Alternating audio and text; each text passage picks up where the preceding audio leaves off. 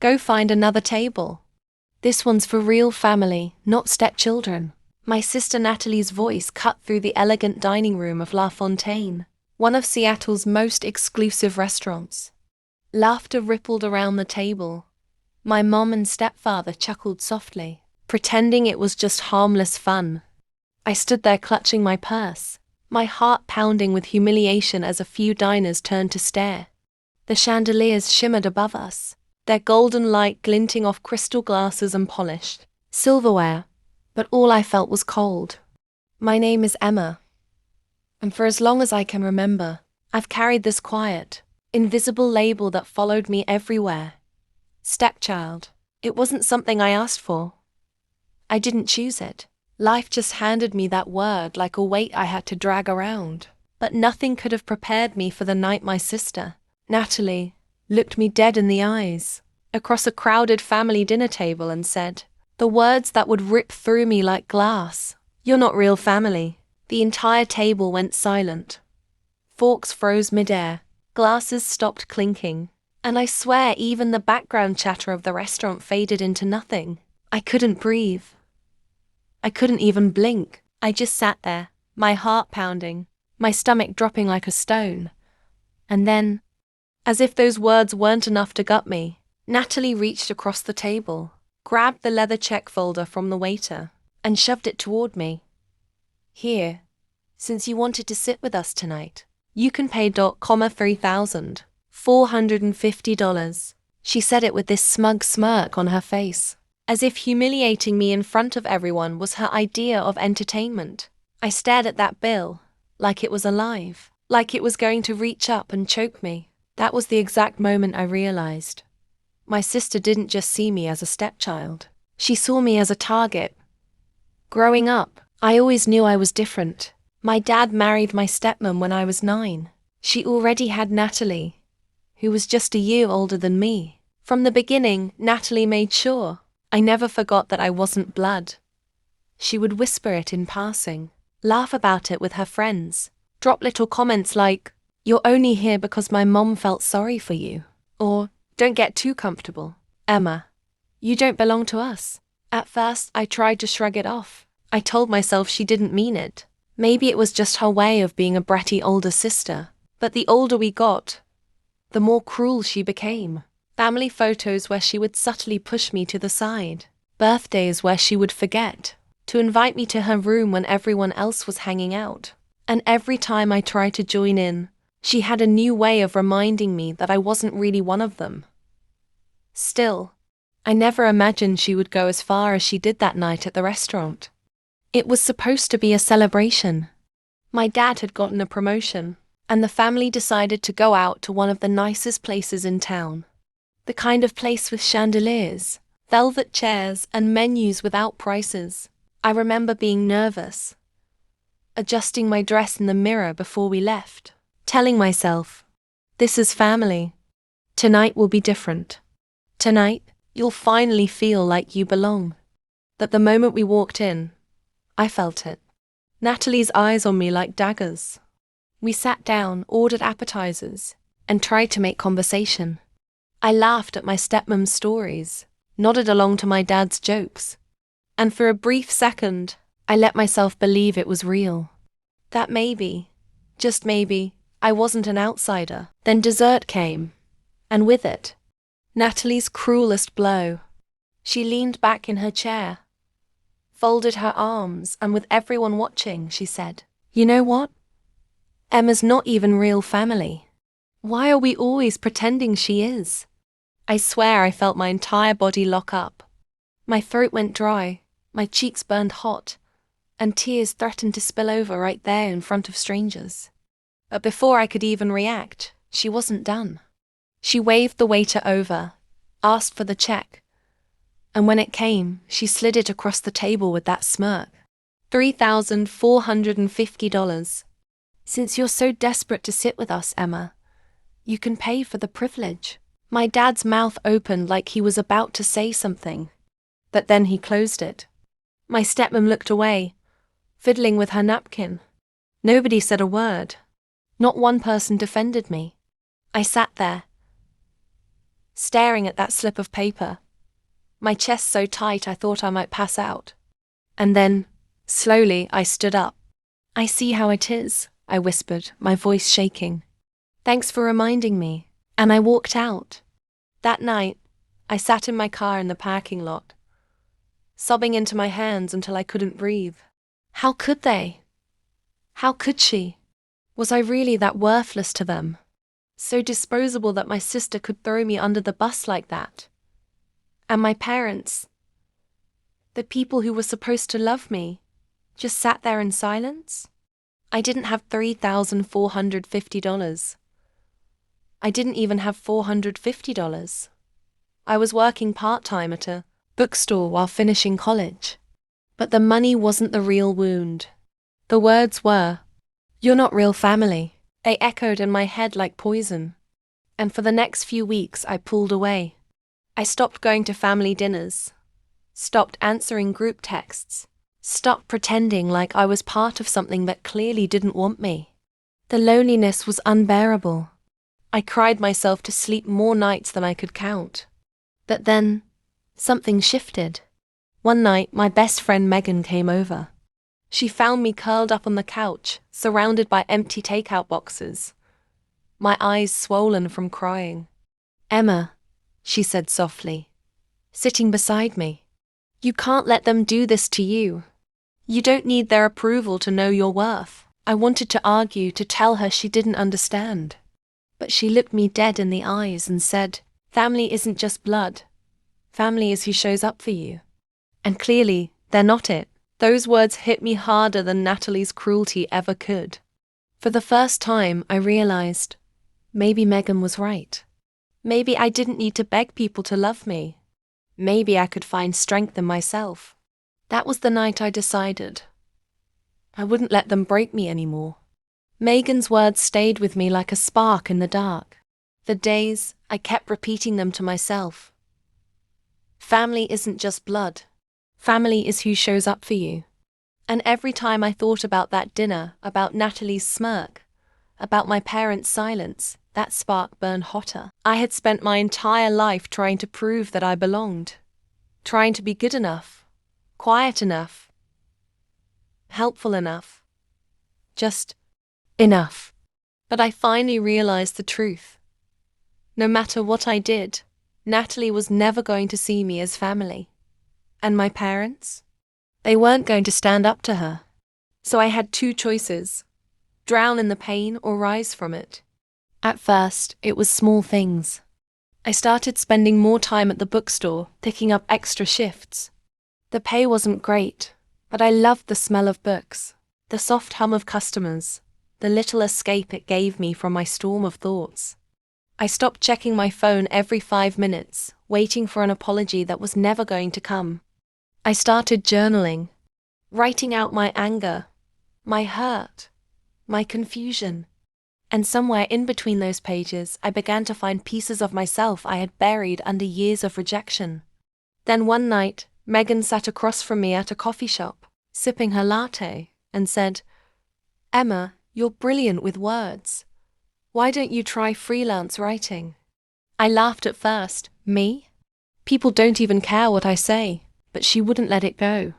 She helped me set up an account online, guided me through my first client job. It was just a small blog post about home decor. But when I got paid $50 for something I wrote, I nearly cried. It wasn't much, but it was mine. That one little victory lit something inside me. I began waking up earlier, carving out hours before my bookstore shifts to write articles, edit content, anything people would pay me for. Slowly my income grew. Weeks turned into months, and I was no longer just scraping by. I was building something of my own. The more I worked, the more confidence I gained. For the first time in my life, I wasn't defined by what Natalie thought of me, or whether my parents approved. I was carving out a place in the world, not as a stepchild, not as an outsider, but as Emma. One afternoon, I got an email from a woman named Lena. She ran a small digital marketing agency and had seen some of my work online. Would you be interested in freelancing with us long term? She asked. I nearly dropped my laptop. It felt unreal, like someone finally saw me for what I was capable of, not who I wasn't. Working with Lena changed everything. She wasn't just a client. She became a mentor. She taught me how to price my work fairly, how to negotiate, how to push past my fears of rejection. And with her encouragement, I eventually launched my own content agency. It started with just me, juggling 3 or 4 clients. But soon, I was hiring other freelancers, building a small team, and taking on bigger projects. The girl who once cried in her car outside a restaurant, humiliated by her sister's cruelty, was now running a business that paid her bills, her rent, and gave her freedom she never thought possible. But as much as I grew, I never forgot that night. Natalie's words, my parents' silence, the check shoved in my face. It wasn't just a memory. It was a wound. And deep down I knew, one day, I'd have to face them again. That day came sooner than I expected. It was Thanksgiving. My dad called me out of the blue, his voice hesitant. Emma, it's been a long time. We'd like you to come to dinner. For a moment I almost said no. My chest tightened just at the thought of sitting across from Natalie again. But something in me shifted. I wasn't the same broken girl I had been. I wasn't the stepchild waiting for scraps of love. I was stronger now, and maybe it was time to show them. So I said yes. Walking into that house felt like stepping into a battlefield. The smell of turkey and stuffing filled the air, but my stomach twisted with nerves. My stepmom gave me a polite hug, my dad patted my shoulder. And then there was Natalie.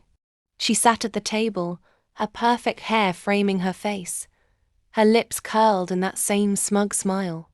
Well, look who decided to show up, she sneered. I thought you were too good for us now. Her words stung, but this time, I didn't flinch.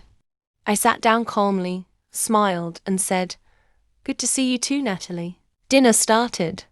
The usual small talk, the clinking of silverware. I stayed quiet, listening, watching. Then, just like before, Natalie struck. So, Emma, she said loudly, making sure everyone was listening. What are you even doing with yourself these days? Still working at that little bookstore? Or did you finally give up and admit you're never going to make it? Her laughter filled the room, sharp and cruel. But this time I leaned back, met her eyes, and said, Actually, Natalie, I run my own company now. We just landed a 6-figure contract with a national brand. The room went silent. My stepmom's fork froze mid-air. My dad's eyes widened. Even Natalie's smirk faltered for a split second. I pulled out my phone, opened my company's website, and slid it across the table. That's me. That's what I've been building while you were busy tearing me down. The silence was delicious. Natalie's face flushed red, her mouth opening and closing like a fish. But I wasn't finished. You know, Natalie, I said softly, you were right about one thing. I'm not real family. Because real family doesn't humiliate each other. Real family doesn't sit in silence while someone's being torn apart. Real family shows up. And none of you did. I stood up, my heart pounding but my voice steady. So no, I'm not real family. And honestly, thank God for that. And with that, I walked out. That night, as I sat in my apartment, surrounded by the quiet hum of the city, I realized something. Natalie had tried to define me by what I wasn't, but I had defined myself by what I was. Strong, resilient, capable. Family wasn't about blood. It wasn't about names on a family tree. It was about loyalty, kindness, and love. And I had found that in Megan, in Lena, in the team I had built, in the life I had created for myself. Natalie's words no longer held power over me. Because at the end of the day, she had tried to break me. But instead, she forged me into someone unshakable. And that, I realized with a smile, was the sweetest revenge of all. After that Thanksgiving dinner, I couldn't sleep. Not because I regretted what I said, but because, for the first time in years, I felt like I had reclaimed a piece of myself. Still, my mind kept circling back to the past, to the 1,000 little cuts that had led to that night. The truth was, Natalie's cruelty hadn't started at that dinner table. It had been building for years. I remembered the first Christmas after my mom married my stepdad. I was 13, awkward, nervous about fitting in with this new family. We all sat around the tree, opening gifts. Natalie unwrapped a brand new iPhone. Her brother got a gaming console. When it was my turn, I peeled back the wrapping paper to find a pair of socks. Everyone laughed, as if it was some inside joke. I forced a smile, but inside, I wanted to disappear. Later, Natalie leaned over and whispered, "That's all you'll ever get here. Leftovers." And she was right. Birthdays, holidays, even small family outings, I was always the afterthought. At school, when people asked about my family, I'd freeze. Do I say stepdad? Do I say stepsister? Do I explain that my real dad wasn't around, but I was always trying to earn a place in a family that never wanted me? I learned to keep it simple. It's just complicated, but complicated doesn't capture what it feels like to be invisible. To live in a house full of people and still feel utterly alone. Even as I grew older, the dynamic didn't change. When I got into college, the first in my family to even try, no one celebrated. My stepdad just said, "Don't expect me to pay for it." And Natalie rolled her eyes, saying, "You'll drop out in a year anyway." She was wrong though. I didn't drop out. I worked double shifts at the bookstore, applied for scholarships, scraped by. It wasn't easy, but I did it. And yet, when graduation came, nobody showed up. My cap and gown pictures were taken by Megan, not by family. That day, as I stood among other graduates with their proud parents cheering, I told myself, if I ever make something of myself, it'll be on my own. But even as I built my business, the scars lingered. I'd wake up some nights in a cold sweat, hearing Natalie's voice in my head. "You're not real family." I doubted myself constantly. Every client email I sent, I wondered if they'd see me as a fraud. Every new opportunity I second-guessed. It took years of pushing, failing, trying again before I began to silence that voice. There were nights when I sat at my laptop until sunrise, my eyes burning, my hands shaking from too much coffee. Nights when I thought about quitting, because the rejection stung too much. But then I'd remember that dinner. That bill for $3,450 slammed in my face. And I'd whisper to myself, "Keep going, one day they'll see." And the truth is, Natalie wasn't cruel because of me. She was cruel because of her own wounds. When I finally had the courage to talk to Megan about it, she told me something I'll never forget. People like Natalie lash out because they're insecure. She always needed to be the center of attention, and you being in the family threatened that. She wanted to push you down so she could stand taller. At first, I didn't believe it. But over time, I saw it. Natalie wasn't happy. Behind her perfect Instagram life, she was miserable. Her relationships didn't last. She switched jobs every few months. And every time I saw her, her bitterness seemed sharper, like she was crumbling inside but too proud to admit it. That didn't excuse what she did to me, but it helped me realize her cruelty wasn't about me. It was about her. The final turning point came a year later at another family gathering, this time for my dad's birthday. I hadn't planned to go, but when my dad called and said, "Emma, it would mean a lot if you came," I decided to show up. I wore a simple dress, carried myself with quiet confidence. I no longer needed their approval. Natalie was already there, of course, glass of wine in hand, laughing too loudly. When she saw me, her eyes narrowed. "Oh, look. The stepchild graces us with her presence," she said. I smiled. "Nice to see you too, Natalie." Dinner began, the usual chatter filling the air. But halfway through, Natalie leaned across the table and said, "So Emma, still pretending you're some big shot? I heard you run a business. Must be cute playing office." Her laughter rang out, sharp and cruel, the way it always had. But this time, I didn't shrink. Instead, I calmly pulled out my phone and opened my email. "Funny you say that," I replied. "I just closed a contract worth more than your car." The table went quiet. Natalie's face flushed crimson. "You're lying." I turned the phone so she could see the signed agreement, the payment confirmation. My dad leaned forward, eyes widening. "Emma, this is incredible," he whispered. And for the first time in my life, I saw something in his eyes I had never seen before. Pride. Natalie, on the other hand, slammed her glass down, muttered something under her breath, and stormed out of the room. I didn't chase her. I didn't need to. Because in that moment, I realized I had already won. That night, as I drove home, tears filled my eyes. Not because of Natalie, but because I finally understood. I didn't need their approval. I didn't need to prove myself to anyone sitting at that table. I was enough. And the family I had built for myself, Megan, Lena, my team, my friends, they were the ones who truly showed me what love and loyalty meant. Blood might make you related, but loyalty? Loyalty makes you family. And as I looked out the window at the city lights, I whispered to myself, I was never just the stepchild. I was always more than that, and for the first time in my life, I believed it.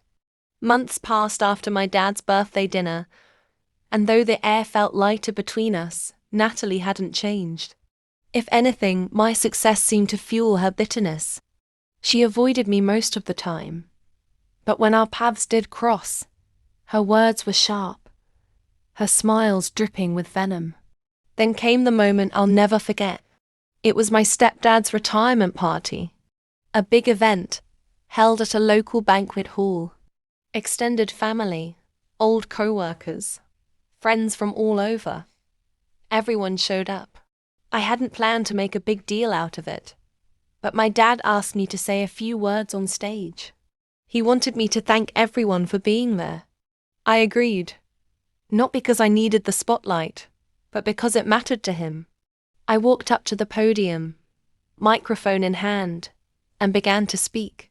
Tonight is about celebrating my dad, a man who worked hard for this family, who gave his best years to provide for us.